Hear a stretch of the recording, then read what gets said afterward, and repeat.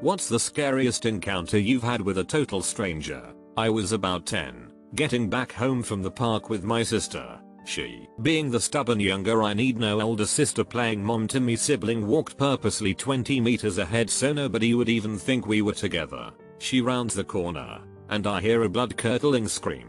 I never covered 20 meters so fast in my life. I round the corner and there's a man, holding my sister by her throat, dragging her into an opened car parked nearby. When he sees me advancing and yelling incomprehensibly, I honestly don't know what I yelled. I was scared out of my wits, and he realizes there's two of us. He drops her, jumps into the car and drives off. She had fingerprint-shaped bruises on her throat for days.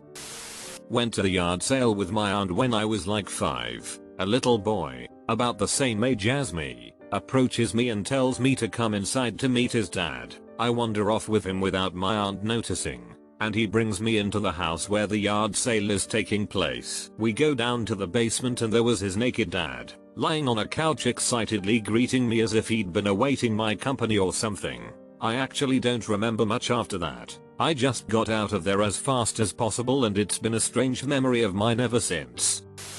A very cheerful guy approached me and my friend in a park, in a very non-threatening way. He was holding a frisbee and explained he was putting together an impromptu game of ultimate frisbee and looking for people to join him, which was fine, but then he tried to grab me by the throat. It was such a sudden change of mood. My friend, an athletic dude, fortunately, got between us and just stared him down and he ran away. The whole thing was just bizarre. Older woman approached me on campus asking me to take her to this spot in town since she doesn't know where it is. I say no, it was a new city for me too and she gave vibes. She insists it's right around the corner so it's not that far. So suddenly she knows where it is. I refuse and she hesitates and then walks off. An older guy asks if she needs directions only for her to walk by him. I just thought it was strange but I didn't really think about it. The next week, I check my phone when I get to class and someone posted an article about how this older woman, who was tied to multiple cases of human trafficking, was just caught by the police in a nearby town. From the description alone, I knew it was the woman I had talked to. Something almost identical happened to me when I was a teenager. I was walking home and a middle-aged woman stopped her car and in broken English asked me for directions to a nearby location.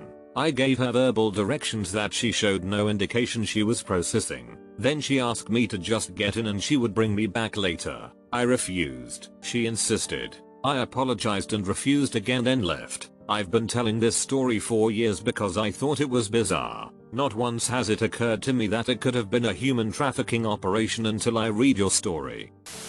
I was 19 and I was sleeping with the window open since it was a hot summer night. My BF and I were both knocked out but all of a sudden I wake up. Just opened my eyes, didn't get up, and I had a horrible gut feeling and just an overwhelming feeling that I was being watched. I turn to my side and I see someone's head sticking in from the window. Needless to say I had a heart attack and as soon as they heard me get up they left.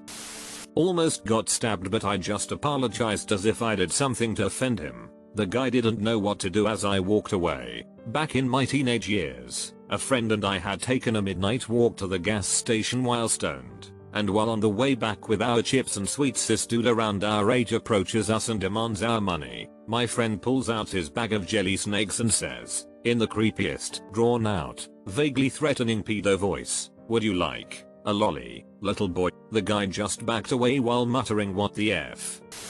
Not scary per se but deeply disturbing. Random dude at my local library accosted me while I was enjoying a new sci-fi novel and was absolutely convinced I was his son.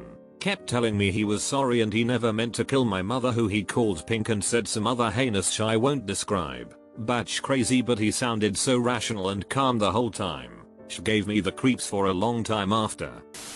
When I was around 10-11 a friend invited me meet a water park. During swimming at a wave pool he found some random kid around our age and decided to tell this kid that the game we were going to play was hold me down in the water. I didn't get that memo so I thought him and this kid were just trying to drown me. This went on for what felt like an hour of me swimming away and hiding. I didn't hang out with him afterward. Same trip. After we were done with the pool I got to the changing rooms and there is a couple people in there. Old man on the bench asks me if I wanted him to help me change. I just said no thanks and quickly changed and ran out.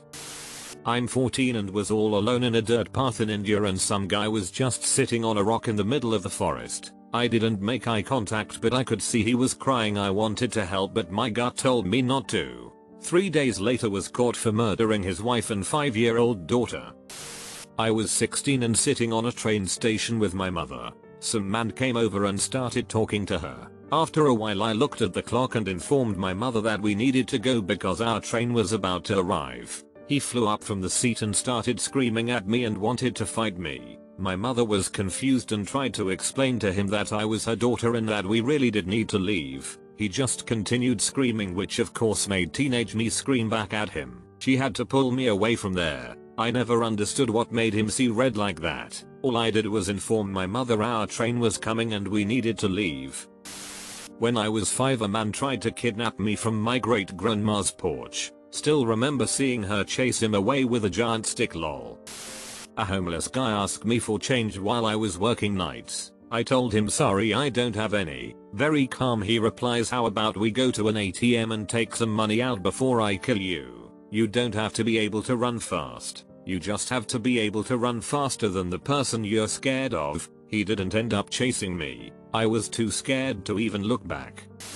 Only passenger in a train car in Europe late at night, a disheveled man, wild hair and beard, tagged sweater entered the car and started pacing up and down the aisle. He is talking to himself in a language I couldn't understand. Every few trips he would stop in front of me and yell at me in whatever language he spoke. I would try to respond, but he didn't know English any more than I understood whatever language he was speaking. He would eventually give up yelling at me and would go back to pacing the aisle and talking to himself. This went on for hours. Really wish I could have recorded him back then so I could eventually find someone to translate it.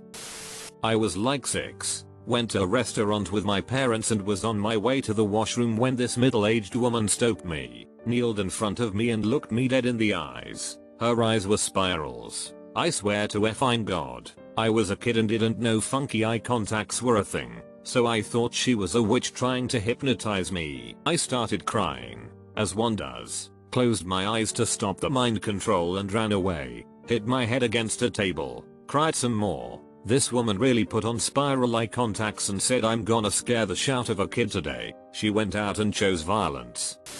I, 21F at the time, was in a store picking up some items for my house when I noticed a man was literally peeking at me from around a corner. I first brushed it off and continued my shopping, but was aware that this man was following me around the store. He then sang out to me and said I looked familiar and asked if I went to the local university. I didn't, so I said no. At this point I got creeped out, so I checked out and went to my car. I heard footsteps behind me and knew he had followed me, so I just jumped in my car and locked the doors. It was dark, so I hadn't noticed him go around the back of my car until he banged on my passenger window. I ignored him and started the car. This prompted him to run around the front and start banging on my driver's side door, trying to open it and asking me for a ride. I was terrified and just pulled out of the parking space as fast as I could and drove off, with him chasing my car until I rounded a corner. I have no idea what his plan was, but to this day I am nervous about dark parking lots at night.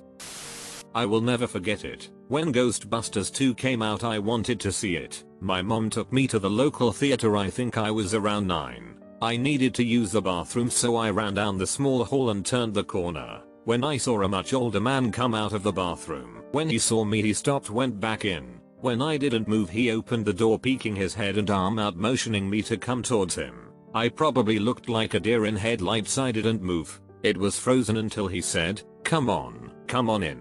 Panic rushed over me and I ran back towards my mom, who said I was pale white. She quickly left the theater with me and went home. Stranger danger worked out that day in the 80s. I can still picture him, or at least the picture my brain made of this memory.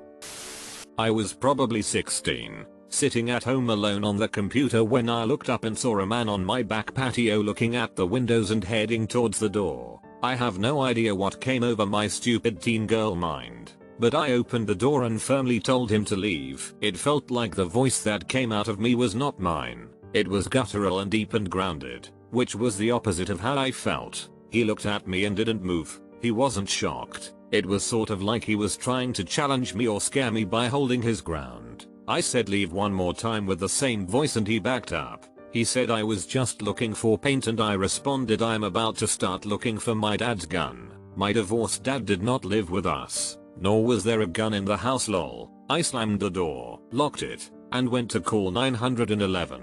They found the guy breaking into another house down the street. Thank God. I got to go pick him out of a lineup and everything. Still one of my scariest moments and possibly one of stupidest moments in my life. I was staying at a motel out of town. I was in my room on the bed in my underwear watching TV. Next thing I know the door opens and a guy walks halfway in. He stops and we just kinda look at each other. I'm freaking out internally. I was 20 and a mama's boy and rarely went anywhere by myself. I didn't know if this was a robbery or a murder. I was completely stuck in fear. He looks at me and mumbles WTF. He looks at the door number, then his key card, then back at the door number. Then he goes they told me my room was 223. I clear the fear in my throat enough to go I've been here all day. You might wanna go tell them there is a mistake. He nods and closes the door and leaves. I'm 40 now and the second I get in hotel motel I deadbolt and chain the door.